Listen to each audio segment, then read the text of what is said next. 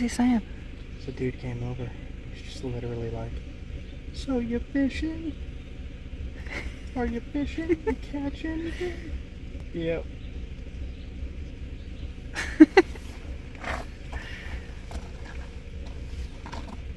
Go away.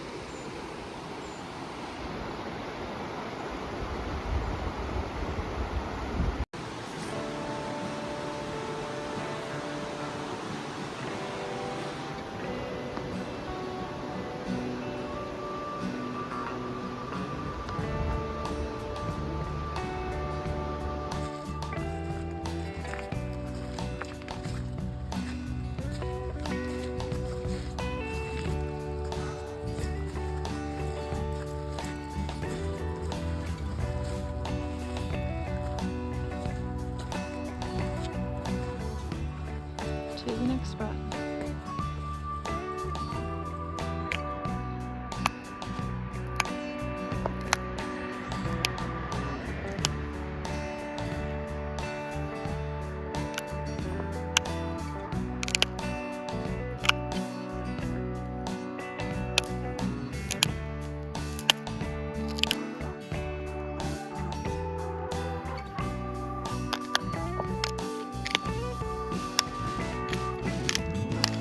Highlight point.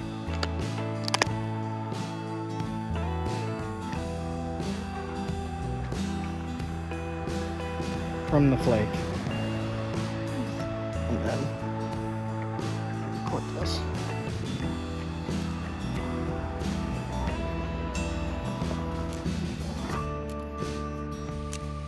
Okay.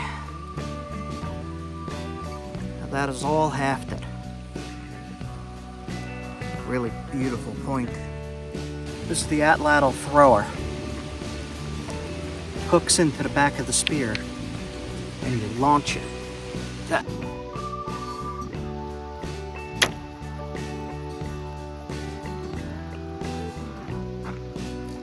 It came out at an angle at the bottom.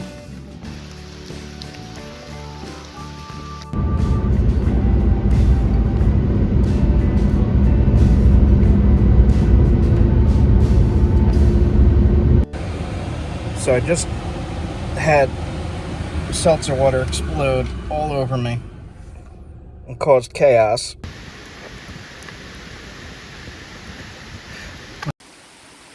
Got the smoke from smoking our meat on the fire pit. We're gonna eat that.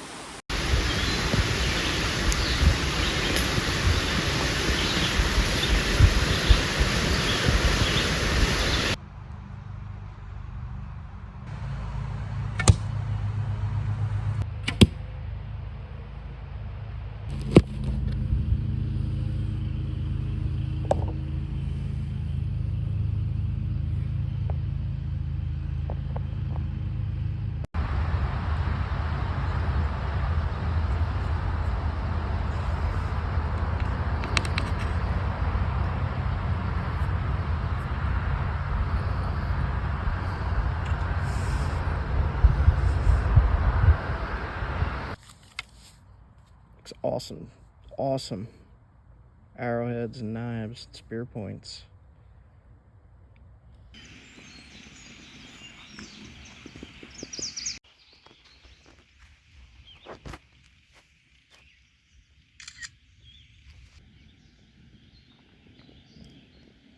Let's put them back.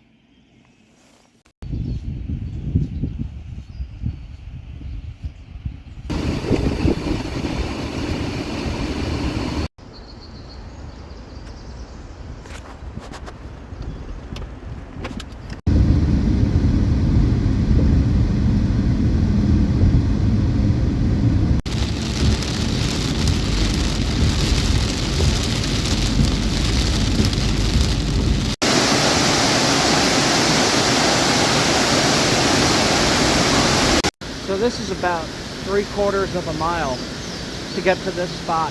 Totally easy hike. A really awesome waterfall. Totally worth checking out.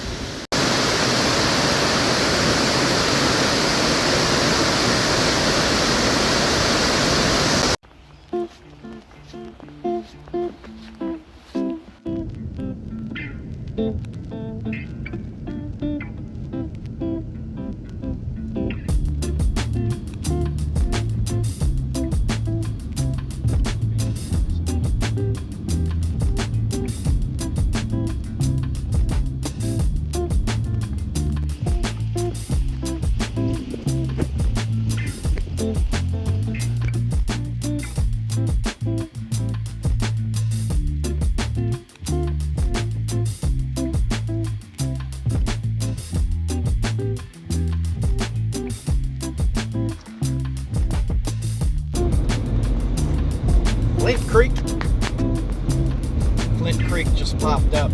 I am going to look at that because it's called Flint Creek for a reason. I wonder what that reason is. We shall see. So I just looked down here in the creek. It looks like there's a, yep, it's a pretty good piece. It's a little tumbled, but I could probably nap that. I'll give it a try. Well, that worked. Look at that. Wouldn't exactly flute, but it worked. Kind of stalled out a little bit right here, but I did get it to go a little bit.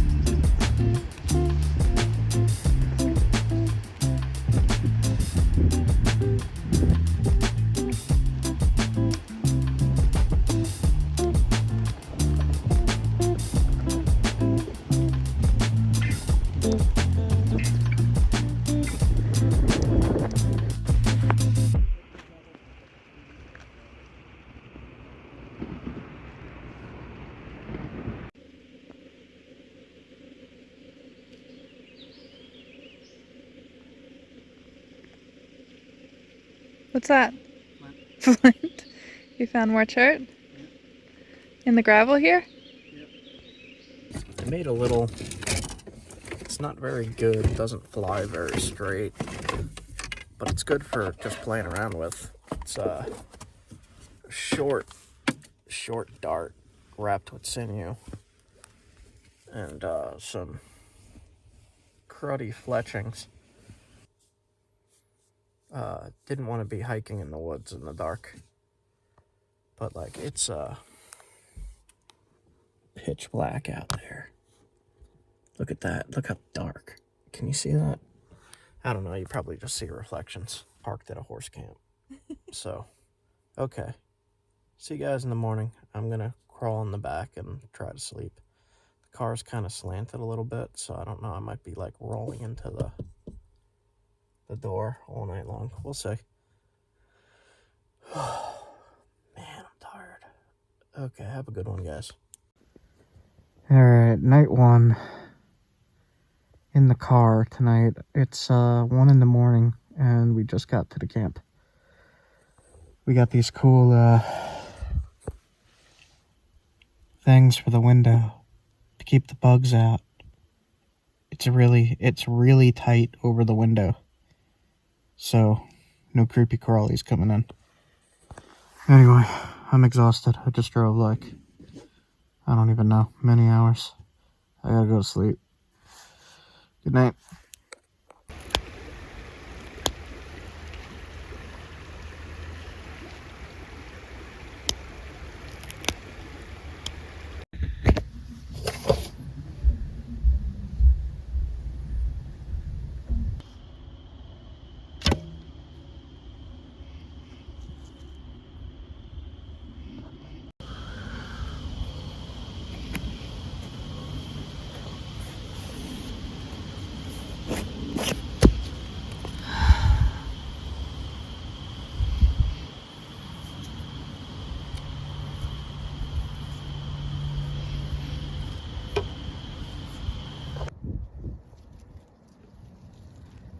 not hafted deeply at all. And we're just gonna throw it with the atlatl.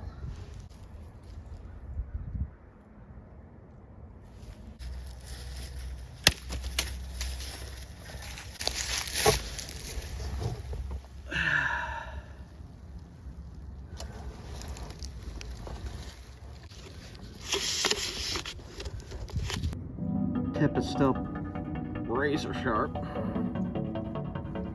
Nice.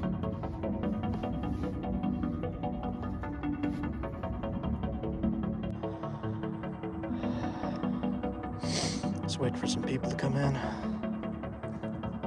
Just finish this up.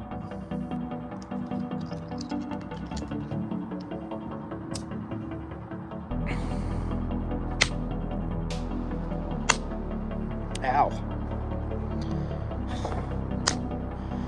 Alright. Can't hit right into my leg with this, because I gotta hit too hard to try to make the flakes go. Alright.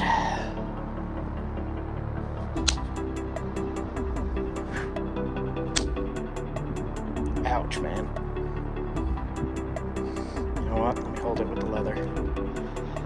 Sometimes this works a little bit better. See that?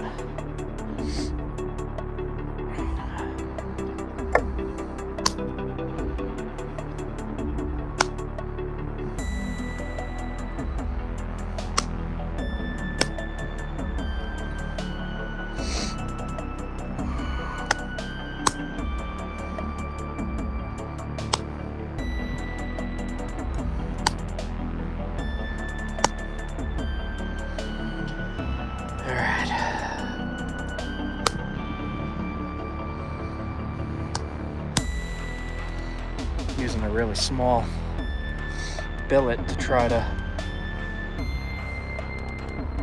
do some damage control on this.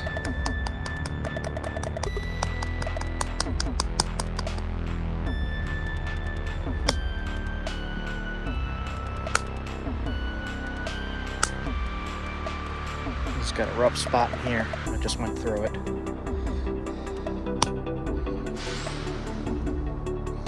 Gonna make a pretty basic blade, I think. Whew.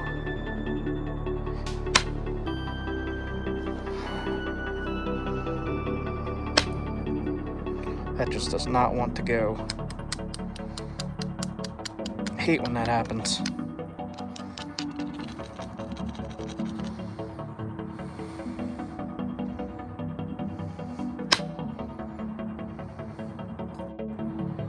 That's decent.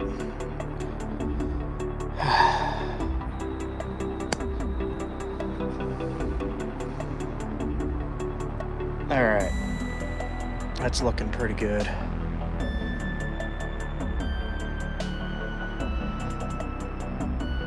I like the colors in here. Too bad it's going to be covered. I've only got about a minute before the light goes down. I covered the water bottle in goat hide, and I'm going to test that ladle point on it.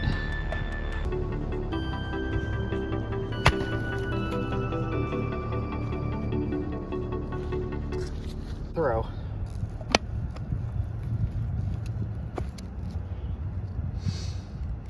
Okay. Did it kill it? It killed it. Okay, that works. Wow. Look at that. Okay. Big Norman scale Clovis for the win. So I'm just reading a section on more Onondaga fluted points and stone tools and Chert quarries. 5 fluted points of Onondaga Chert, Coshocton Chert, And gunflint formation taconite. I have no idea what that is. I'm gonna have to look into that. Subsistence. Big game hunting is undoubtedly a simplification of cultural adaptation, more applicable to the Southwest than anywhere else in North America. At the Shawnee Minisink site in Pennsylvania, they found fish bones in the ancient Paleo-Indian fire hearths, fireplaces. So they were fishing, at least. You would think, if you put yourself in that situation, you're in the Ice Age and you're hunting, you'd probably eat squirrels, you'd probably eat beaver, you'd probably eat, you're right at the confluence of a river and a creek. Anything you come across, really. Small amounts of charred bone caribou. Shoop site produced cervid blood, which would be deer, elk, moose, or caribou. Hickory turkey feather fibers in Maryland.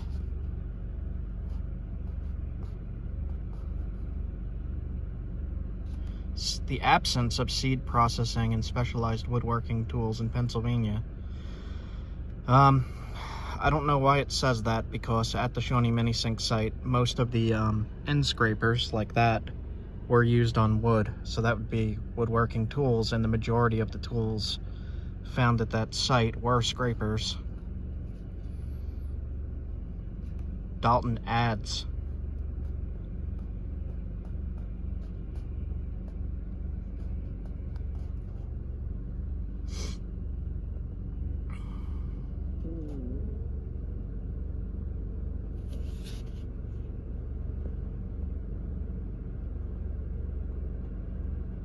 A study of the distribution of end scrapers, the most common Paleo-Indian tool, should illuminate this issue. Yeah, you would think.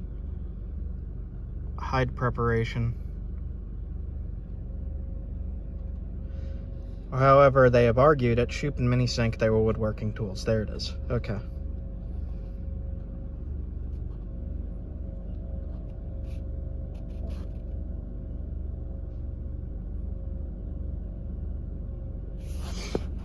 One of my thoughts is why so many woodworking tools at sites maybe not so close to rivers. Maybe building sleds, maybe building transport for the hides, because if they all had hide tents that they were sleeping in, as well as hide for clothing, they would need to transport that. So maybe woodworking for sleds or storage, or I know in Connecticut at the Avon site they found evidence of smokehouses and racks to smoke meat on.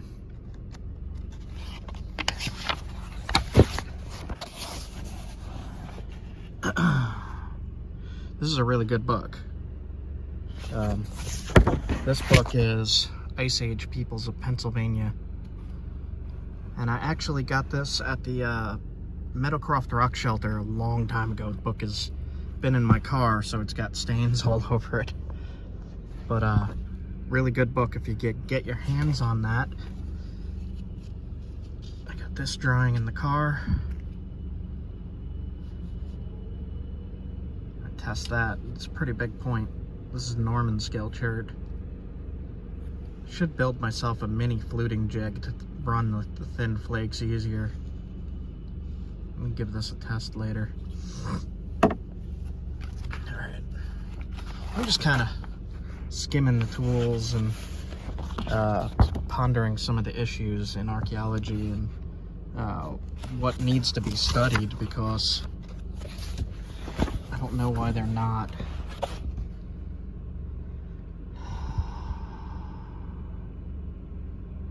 Why they're not studying these tools more and seeing what they were used for. They have names and all. This is another good book. First Pennsylvanians.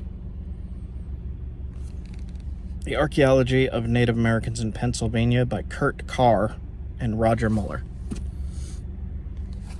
Another good book.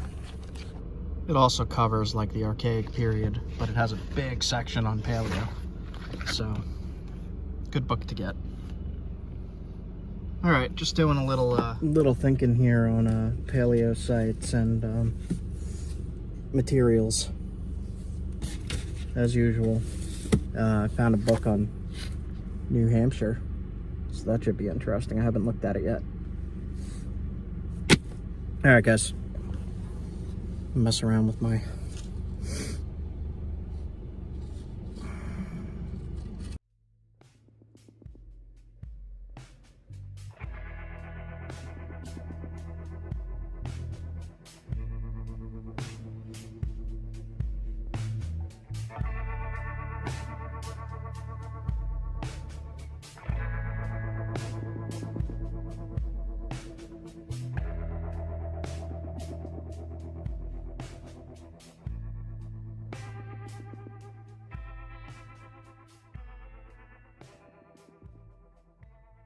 All right, so on this side, this is a Texas Chert arrowhead to split up the groups.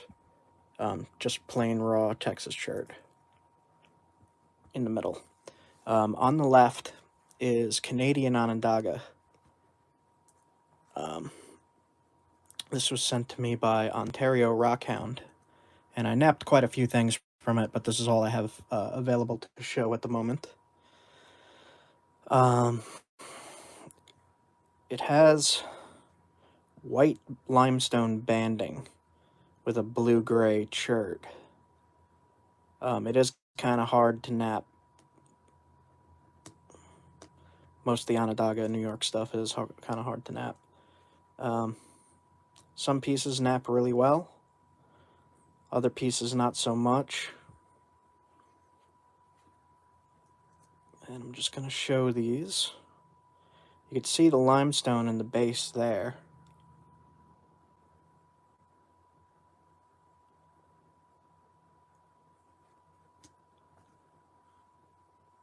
And this stuff is, it is pretty sharp. Pretty sharp and pretty easy to flake. And slightly glossy. A lot of these I put in an acid bath to bring out that limestone so you could see where it is. You can't really see that limestone when you start napping it until after you put it in the acid. It's got a really pure vein running right through the center here.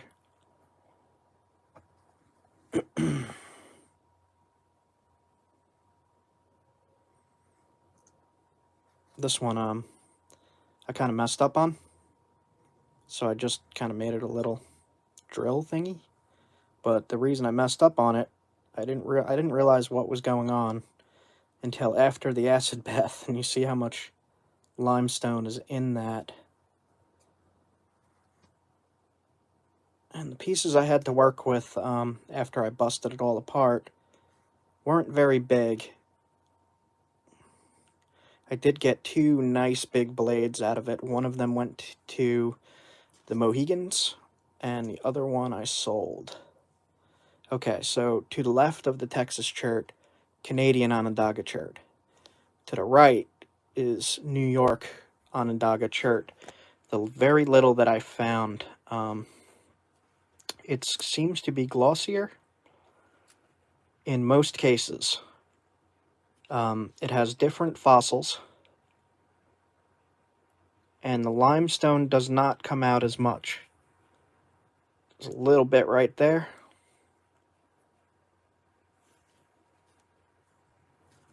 It's kind of hard to thin this stuff. A lot of it is damaged, freeze damaged. This one I did out of a flake from a really crummy piece on one of my most recent shorts. I just did it real fast with indirect. This was one of the tougher pieces. It kind of looked like that to begin with. Not so friendly. You could compare here like high quality New York to low quality. This is also extremely low quality. Like, look at that. That's terrible. Some of them made some really nice little points with very little limestone deposits, very little defects, but I was only able to get these little bird points like that. This one has a lot of limestone. If you compare the two, these are from the same general area. This one has like no limestone, and this one's almost all limestone. And then the most pure New York that I found, made into a little Dalton thingy. It was not very agreeable. Extremely tough to flake. As compared to like a Texas chert, much easier to shape and thin and notch. And I mean, this is like, I don't even know what I'm knapping there, really. But I was excited to test the New York Onondaga versus the Canadian Onondaga. And in between these areas, there's also Isopus. It's a shale flint. And this stuff I really, really like. I don't have many examples right now. But you could see I threw some acid on this too, and you could see those little deposits in there. But this stuff, way easier to shape, much sharper than both of these. But these things explode on contact, whereas these don't. So if you're firing with this, it's likely to break. You fire with these, not so much. What else I got? I have some Norman skill, which is to the northeast of all of this stuff. And I'm much more familiar with this material. I've been working it for a long time. I really like it. It's, just call it green Norman skill. Green and black Norman skill. This is black Norman skill. Really neat stuff. Really, really tough. This is the stuff that sticks in trees with my bow, and most of the time don't break unless it has a defect in it somewhere. But I don't think I have many other examples right now. Tiny little Isopus point, and just really experimenting with the local stuff here in the Northeast. I did work a piece of Georgetown. Just, comparison.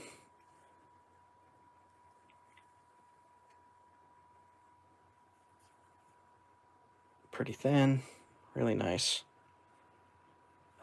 This was actually gifted to me. This was a big flake, and I just decided to work it down in between this stuff.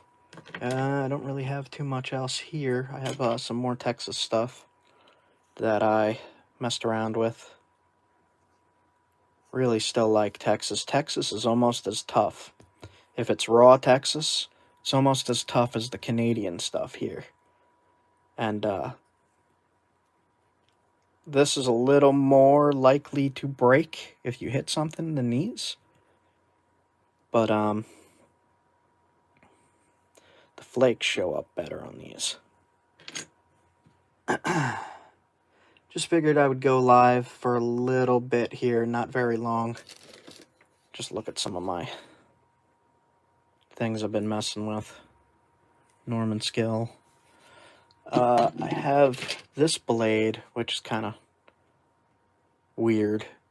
Not really too sure what this material is. It naps really good, and it's glassy and like gray-blue with black splotches. This is not Onondaga. And this is kind of from the mountains of New York. Super, super sharp. Featured finding this stuff in one of the... Oh man, one of the full movies. I'll probably link that in after the fact here. And I seem to have lost my Flint Ridge point. But I had a chunk of Flint Ridge crystal, and I managed to get a flake off of here that wasn't crazy damaged like that. and I made a nice little point from it, and that is also in another short, recent video.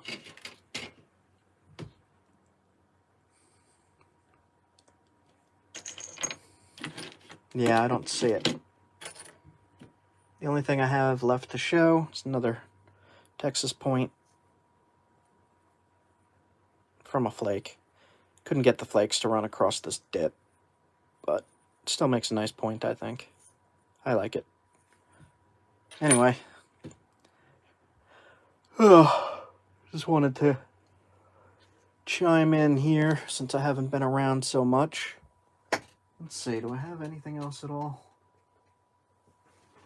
Let me see what else I have. In a second here. Oh, okay. So, comparatively, this was made by Ken Wallace, Paleoman 52. And this is the Norman scale chert. I wanted to show this in my video where he was talking at the museum, but I couldn't find it. And I just found it, and I'm still amazed at this piece of work. God, what the heck, man? That is amazing.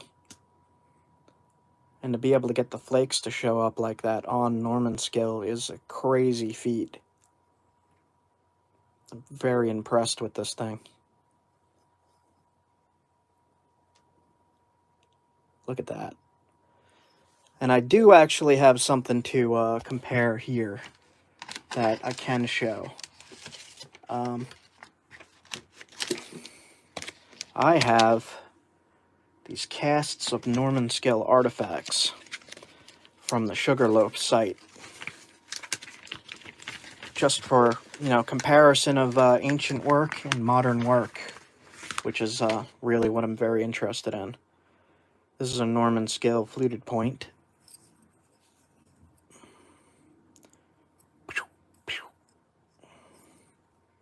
You could say kind of chunky, but very, very well made. Really amazed with this piece, and I'm really glad I got these casts. I think I'm going to be getting a lot more casts to study and look at. I do have one more from the same site, from the Sugarloaf site in Massachusetts. And this thing, if I could get it out of the bag, is crazy. Jesus, flying everywhere. Alright, look at this thing. So, it was found snapped. But look at that.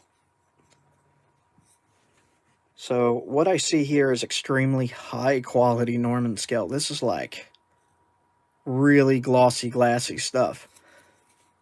This is the confusing point for me. It looks as if, in order to flute these, they were putting them in some kind of jig. Right there. And the jig slipped and shot a flake off that way. You could say it's a reverse flute from the corner up here. And that's what broke it, it looks like, to me. And there's this damage in here as well. But holy cow, guys, look at this thing.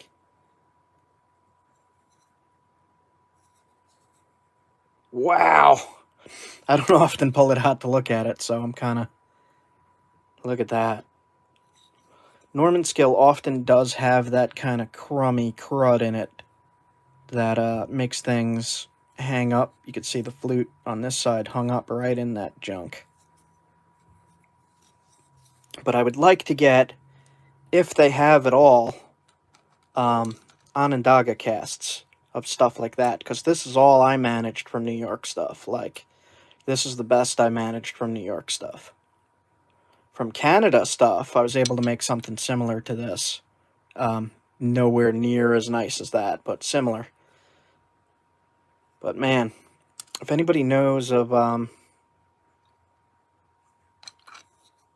you think impact fracture? From hitting here? Hitting something, like at an angle? Yeah, that's possible too.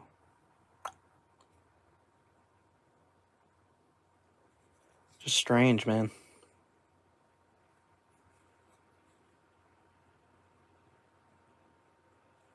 Trying to see if there's any other sign of hitting something. Maybe a rib? The point was found, I think, in 3 pieces. I'm not sure, I'll have to look.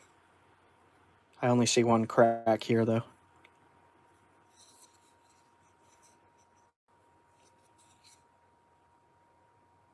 There's some more of that damage. That crud. But really cool piece. Either way, impact damage is cooler to me because that means it hit something. What did this hit? Alright. That is about all I have available to show right now. I'm gonna do the same thing. I'm recording the travel videos right now. So I'm gonna clip this segment, this live, into a shortened version in the travel video so that people could see when I'm collecting this stuff what you could make out of it. I want to record getting a really nice blade out of this stuff, but that's not going to happen on live because there's just too many interruptions and nervousness of fishermen coming over and be like, "What are you doing? Why are you hitting stuff with antler? It looks weird." What's up, Timbite? Yeah, make sure you subscribe to get this upcoming series. I got all new videos coming out. And just comment on this stuff so it gets seen. I'm doing pretty good with that. I'm averaging, after a few weeks, about 1,000 views on all of the videos, with the exception of the napping videos. Surprising to me.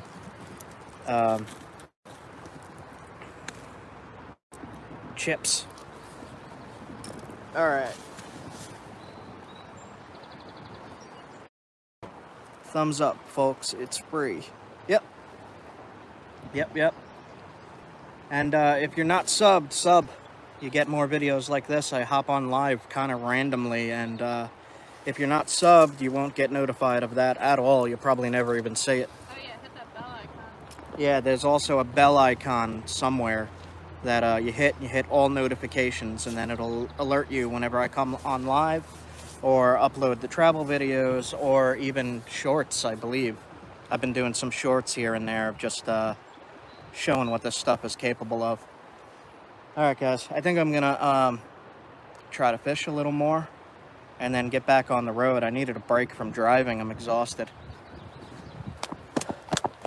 So I hope you guys are all having a good time. And if I get a chance, I will hop on another live before this trip is over. And yeah, that's about it, guys. See ya. Leah says bye. She's walking back to the car. So, I will see you guys soon. You have a good one. Go look for rocks. It's a nice day. Look at this. All right, guys. I'll see you all later. Have a good one.